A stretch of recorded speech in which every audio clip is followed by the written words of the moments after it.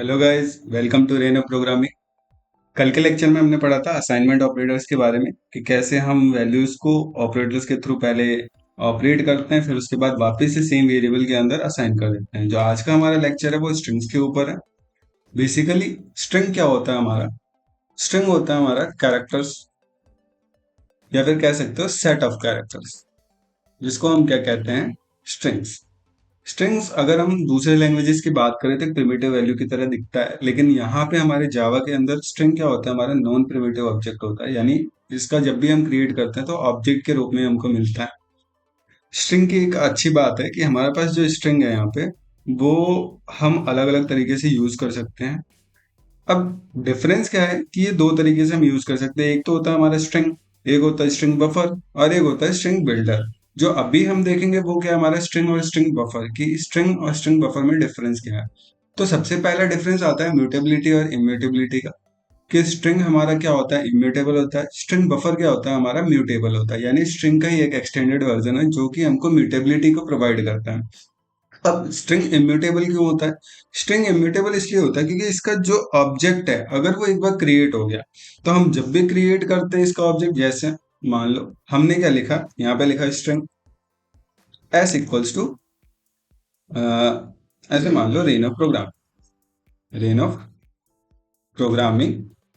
तो अगर हम इसके अंदर कोई सी भी वैल्यू कॉन्कैट करते हैं, यानी जोड़ने का काम करते हैं, जैसे मुझे जोड़ना है पी आर एंड में, तो ये क्या करेगा?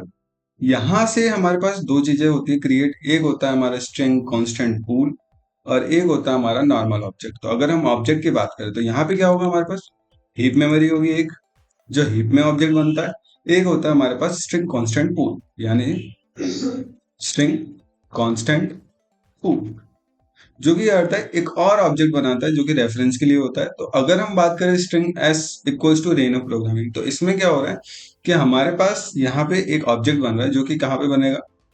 हीप मेमोरी के अंदर एक रेन ऑफ प्रोग्रामिंग बनेगा, और एक बनेगा हमारे स्ट्रिंग पूल के अंदर सेम टू सेम। एक बनेगा हमारे हीप मेमोरी के अंदर, और एक बनेगा हमारे स्ट्रिंग कांस्टेंट पूल के अंदर। अगर हम कोई सा भी वैल्यू यहाँ पे कॉन्कैट करते हैं, तो कॉन्कैट करने की वजह से जब भी हम स्ट्रिंग लिटरल लगाते हैं तो वो कहाँ जाता है? स्ट्रिंग कांस्टेंट पूल में। और बिना स्ट्रिंग लिटरल के वो एक तो क्रिएट करता है ये हीप के अंदर। दूसरा क्या है हमारे पास? S dot concat. Concat method क्या करता है? ये सिर्फ हीप मेमोरी के अंदर ऑब्जेक्ट बनाता है। जैसे मैं यहाँ पे करता हूँ तो यहाँ पे आ जाएगा अभी के लिए रेन ऑफ प्रोग्रामिंग, और इसके पीछे पी आर भी जुड़ जाएगा, नो डाउट। लेकिन दिक्कत क्या है कि अगर हमको इसको गेट करना है तो गेट करने के लिए इसको वापस से एक नए ऑब्जेक्ट के अंदर हमको क्रिएट करना पड़ेगा, क्योंकि ये वाली जो चीज है ये किसी चीज को असाइन नहीं करते। अगर हम प्रिंट भी करते हैं इसको तो हमारे पास ये आएगा नहीं। क्यों नहीं आएगा? क्योंकि यहाँ पे अगर हम देखेंगे तो ये किसी चीज में असाइन नहीं हुआ है। तो ये असाइन नहीं हुआ है तो जो हमारा गार्बेज कलेक्टर होता है यानी जीसी, वो क्या करता है? जो चीज बार बार यूज नहीं हो रही वो उसको अपने आप ही क्या कर देता है? रिमूव कर देता है। जिस वजह से ये वाली चीज हमारी यहाँ से क्या हो जाएगी? हट जाएगी। तो हमारे पास बचेगा क्या? स्टार्टिंग में रेन ऑफ प्रोग्रामिंग बचेगा। तो अगर हम यहाँ पे इसको प्रिंट भी करते हैं तो हमको क्या मिलेगा? रेन ऑफ प्रोग्रामिंग मिलेगा। तो अगर हम इसको डायरेक्टली जाके देखें तो हम कहाँ चलेंगे? हमारे इंटेलिजेंट आइडिया पे हम क्लिक करते हैं, और यहाँ पे एक नया हम क्या बनाएंगे? फाइल बनाएंगे। तो हम क्या करेंगे? राइट क्लिक करके न्यू जावा क्लास, और यहाँ पे लिखेंगे स्ट्रिंग्स। यहाँ पे हम अपना मेन क्लास बनाते हैं और इसके अंदर इम्प्लीमेंट करके देखते हैं क्या ये कंसेप्ट सही है कि नहीं। तो अगर हम चेक करें यहाँ पे म्यूटेबिलिटी हो, तो हम यहाँ पे क्या लिखेंगे? स्ट्रिंग एस इक्वल्स टू, हम यहाँ क्या करते हैं? लिखते हैं rain of programming, rain of programming, ये लिखा हमने। और यहीं पे हम क्या करते हैं? एस डॉट कॉनकैट, कॉनकैट किया। यहाँ पे क्या लिखते हैं? पी आर, इसको बंद करते हैं और यहाँ पे भी क्लोज करते हैं। और अगर मैं इसको प्रिंट करूँ, फिर एसओयूटी क्या करें? हम इसको प्रिंट प्रिंट करने पे अगर हम देखेंगे यहाँ पे इसको रन करके कि हमारे पास ऑब्जेक्ट क्या आ रहा है, तो हमारे पास जो ऑब्जेक्ट आएगा वो हमेशा क्या आएगा? ये वाला नंबर आएगा। क्यों? क्योंकि हमारा जो गार्बेज कलेक्टर है वो अनइंटेंडेड वैल्यू को क्या कर देता है? रिमूव कर देता है। लेकिन यही जो चीज अगर हम स्ट्रिंग बफर के अंदर बनाए, जैसे मान लो हम क्या करते हैं? यहाँ पे स्ट्रिंग बफर बनाते हैं। String buffer S B equals to new string buffer, new string buffer, और इसके अंदर क्या लिखते हैं हम, rain of programming, rain of programming हमने लिखा है इसके अंदर। और अगर हम इसके अंदर कोई भी चीज ऐड करते हैं, तो इसके अंदर ऐड करने के लिए हमारे पास अपेंड मेथड होता है, जिसके अंदर से हम क्या कर सकते हैं, वैल्यूज को ऐड कर सकते हैं। तो हमने पीआर को ऐड किया, तो ये क्या करता है, ओरिजिनल वैल्यू के अंदर हमको म्यूटेबिलिटी प्रोवाइड करता है, जिस वजह से ये वाली वैल्यू जाके कहाँ पे स्टोर हो जाएगी, पूरी की पूरी इसके अंदर चली जाएगी। तो अगर हम एसबी को प्रिंट करेंगे तो हमारे पास rain of programming plus PR दोनों आएगा। तो अगर हम यहाँ पे देखें तो क्या आ रहा है हमारे पास, rain of programming plus PR आ रहा है, ये हमारे स्ट्रिंग बफर का आउटपुट है और ये हमारा स्ट्रिंग का आउटपुट है। अब इन दोनों में म्यूटेबिलिटी इम्यूटेबिलिटी होती क्यों है वो हमने देख लिया, क्योंकि जो हमारा स्ट्रिंग ऑब्जेक्ट है उसके अंदर हमको क्या मिलता है, स्ट्रिंग कांस्टेंट पूल मिलता है। लेकिन जो हमारा स्ट्रिंग बफर होता है उसके अंदर स्ट्रिंग कांस्टेंट पूल अवेलेबल नहीं होता, जिस वजह से क्या होता है, वो म्यूटेबल होता है, और जो हमारा स्ट्रिंग है, नॉर्मल स्ट्रिंग है, वो क्या होता है, हमारा इम्यूटेबल होता है। ऐसे ही एक एग्जांपल और है इन दोनों का, अगर डिफरेंस हमको निकालना, तो डिफरेंस निकालने के लिए हम वापस से यहाँ पे आ जाते हैं।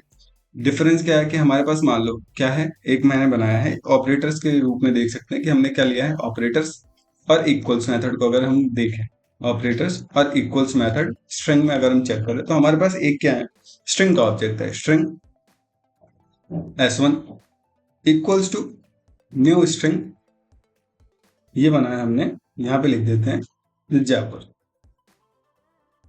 ये हो गया। दूसरा क्या है हमारे पास, एक और स्ट्रिंग बनाते हैं, string S2 equals to new string, new string, और यहाँ पे वापस से क्या लिखते हैं हम, जयपुर। कोई डिफरेंस नहीं है दोनों के अंदर, ऊपर वाले में जो डिफरेंस आ रहा है इसको हटाते हैं, ये भी जयपुर और ये भी जयपुर है, दोनों सेम ही। अगर हम यहाँ पे जाके देखें कि हम अगर इसको प्रिंट करें, कि प्रिंट कर रहे हैं हम S1 इक्वल्स टू S2, तो इसका आउटपुट क्या होगा, और एक और प्रिंट कर रहे हैं S1 डॉट इक्वल्स S2, इसका आउटपुट क्या होगा। तो दोनों का आउटपुट देखने के लिए हम कहाँ जाएंगे, वापस से इंटेलिजे पे जाके देखते हैं कि होता क्या है इनके बीच में। अगर हम यहाँ पे देखें तो पहले तो हम देख लेते हैं कि कांस्टेंट पूल में हीप मेमोरी में बनेगा कैसे ये। तो अगर हम देखें तो अगर हमारे पास क्या है, एक न्यू है, तो न्यू है तो यहाँ पे एक जयपुर बनेगा, यहाँ पे क्या बन गया, जयपुर। और यहाँ पे कांस्टेंट पूल भी है, तो एक और लिटरल्स की वजह से स्ट्रिंग कांस्टेंट पूल में भी क्या बन जाएगा, हमारे पास जयपुर बन जाएगा। फिर से वापस से S2 है, तो S2 वाला भी कहाँ से आ जाएगा, डीप मेमोरी में तो अलग अलग बनेंगे, लेकिन जो हमारा सेम है इसके अंदर, तो ये क्या करेगा, पॉइंट कर देगा कि S1 का भी रेफरेंस कौन सा है, स्ट्रिंग का है, और S2 का भी रेफरेंस कौन सा है, जयपुर का है। यानी दोनों के रेफरेंस क्या है, सेम है। तो अगर हम बात करें इक्वल्स मेथड की, तो ये किस पे चेक करता है हमारे पास, रेफरेंस के ऊपर। और जो हमारा इक्वल्स मेथड होता है ये किस पे चेक करता है, कंटेंट के ऊपर, कि हमारे पास कंटेंट क्या है। तो अगर हम यहाँ पे जाके देखेंगे तो रेफरेंस की बात करें यहीं पे, तो रेफरेंस क्या हो रहा है हमारे पास, जयपुर जयपुर दोनों सेम है। तो यहाँ की देखें तो ये और ये रेफरेंस अलग अलग है, तो हमारे पास इसका क्या आएगा, हमारे पास इसकी वैल्यू जो होगी हमारे पास वो होगी फॉल्स, और इसकी जो वैल्यू होगी हमारे पास कंटेंट वाले की, वो क्या होगी, ट्रू।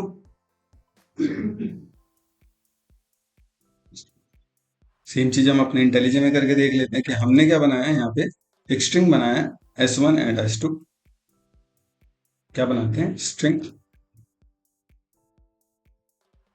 एक हमारे पास S1 equals to new string, और यहाँ पे क्या लिखते हैं हम, सीधा सीधा जयपुर, ये हो गया एक। दूसरा एक और बनाते हैं, string S2 equals to new string, जो कि वापस से इसको भी देते हैं जयपुर। इन दोनों के देखेंगे तो कंटेंट सेम है, लेकिन अगर हम यहाँ पे जाके करें, इसको सही कर लेते हैं, स्ट्रिंग, अगर हम इसको क्या करें, ऑपरेटर्स वाले इक्वल्स मेथड की तरीके से प्रिंट करके देखें कि हमने सॉर्ट किया S1 इक्वल टू क्या होगा, S2, तो ये क्या करता है, दोनों के रेफरेंस को चेक करता है हीप मेमोरी के। लेकिन दोनों क्या बन चुके हैं, अलग अलग ऑब्जेक्ट बने, इस वजह से यहाँ पे क्या आता है हमारे पास, फॉल्स आता है। लेकिन यही अगर हम इक्वल्स मेथड को चेक करें, इक्वल्स मेथड को अगर चेक करें, system dot out dot print, और यहाँ पे क्या लिखते हैं, S1 डॉट इक्वल्स, और यहाँ क्या लिखते हैं, S2, तो ये हमको क्या देखता है, कंटेंट देखता है कि दोनों का कंटेंट कहाँ पे है। तो कंटेंट चेक करने के लिए हम क्या करते हैं, इक्वल्स मेथड लगाते हैं। तो S1 जो S2 है, दोनों का कंटेंट क्या है हमारे पास, जयपुर जयपुर है, तो इसका वैल्यू क्या आएगा हमारे पास, ट्रू आएगा। एक बार चेक कर लेते हैं, ठीक है। तो हमारे पास जो इक्वल्स मेथड आ रहा है वो क्या आ रहा है, ट्रू आ रहा है। ये तो हो गया हमारे स्ट्रिंग ऑब्जेक्ट की बात। अगर हम ये स्ट्रिंग बफर की करें बात, यहीं पे किसकी करें, स्ट्रिंग बफर की बात, हम यहाँ पे लिखेंगे string buffer, buffer S B equals to new string buffer. और यहाँ पे क्या डालते हैं, वापस से जयपुरी ले लेते हैं एज एन एग्जाम्पल, और यहाँ पे वापस से एक और नया बनाते हैं string buffer S B two equals to क्या करते हैं, न्यू स्ट्रिंग बफर, और यहाँ पे वापस से क्या देते हैं, जयपुर देते हैं। अब अगर बात करें हम यहाँ पे इन दोनों के अंदर इक्वल्स मेथड की, इक्वल्स मेथड की भी और ऑपरेटर वाले इक्वल्स मेथड की भी, तो हम यहाँ पे एक बार प्रिंट करके देखते हैं कि होता क्या है। S B equals to S B two, और एक और करके देखते हैं इक्वल्स मेथड वाला, एस बी डॉट इक्वल्स, यहाँ पे क्या लिखते हैं, एस बी टू। तो अगर हम इसको प्रिंट करते हैं तो हमारे पास क्या आएगा, दोनों ही फॉल्स आएगा, दोनों ही फॉल्स आ रहा है। लेकिन अब इसमें प्रॉब्लम क्या है, कंटेंट तो सेम है इसका, लेकिन फिर भी ये इक्वल्स वाले मेथड को भी क्या बता रहा है, फॉल्स बता रहा है। ऐसा इसलिए हो रहा है क्योंकि ये देखो, इक्वल्स मेथड तो नो डाउट रेफरेंस चेक करता है और इसका एससीपी बनता नहीं है, तो ये हीप मेमोरी में बनता है, तो ये रेफरेंस तो गलत ही होगा क्योंकि अलग अलग ऑब्जेक्ट है, अलग अलग ऑब्जेक्ट है तो अलग अलग रेफरेंस करेंगे, जिस वजह से ये क्या आ रहा है, फॉल्स आ रहा है। एसबिट और इक्वल्स में भी क्या होता है, जैसे अगर हमारे पास देखें हम, ऑब्जेक्ट क्लास होती है सबकी मेन क्लासेस, तो ऑब्जेक्ट क्लास के अंदर तो होता तो ये कंटेंट क्लास के लिए है, लेकिन जब भी हम इसको स्ट्रिंग बफर के अंदर यूज करते हैं तो ये हमेशा रेफरेंस को ही पॉइंट करता है, जिस वजह से ये क्या देता है, हमको फॉल्स देता है। ये ओनली इसके अंदर स्ट्रिंग बफर वाले केस में होता है, जिस वजह से हमारे पास इसका भी जो चेक होता है वो रेफरेंस ही चेक होता है इंस्टेड ऑफ कंटेंट। तो जिस वजह से यहाँ पे वैल्यू क्या आती है हमारे पास, फॉल्स आती है। तो ये था हमारा कुछ normal comparison between string and string buffer. तो आज का हमारा लेक्चर यहीं तक था, और अगर आपको ये वीडियो पसंद आई हो तो लाइक करें, सब्सक्राइब करें और अपने फ्रेंड्स के साथ शेयर करें, और बने रहें इस प्लेलिस्ट के साथ। Thank you so much.